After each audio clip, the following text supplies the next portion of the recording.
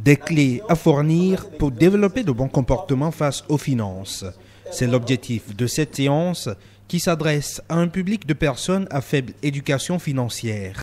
Le cas de nombre de ces jeunes étudiants venus nombreux assister au panel de discussion. La présente session de sensibilisation vise à porter à votre connaissance des informations nécessaires en vue d'améliorer votre connaissance des produits, des concepts, mais également vous informer sur les risques financiers afin de vous aider à faire des choix raisonnés et en toute connaissance de cause. Femmes et personnes du troisième âge et du monde rural sont incluses dans le public cible.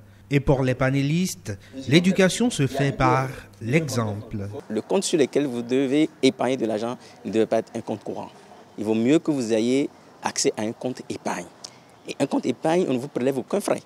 Et donc, vous avez besoin d'avoir l'information pour que vous puissiez faire un choix responsable. Les gens qui construisent une maison, alors qu'ils ne sont pas encore en capacité d'épargner, font des bêtises en termes on va dire de comportement financier. C'est un exemple. Au thème de cette séance, les panélistes espèrent avoir éveillé les participants au bon comportement à avoir vis-à-vis des institutions financières, mais également en termes de gestion des finances personnelles. Il faut toujours travailler à comment faire pour trouver la petite somme à mettre de côté pour pouvoir économiser. Ça s'appelle l'épargne.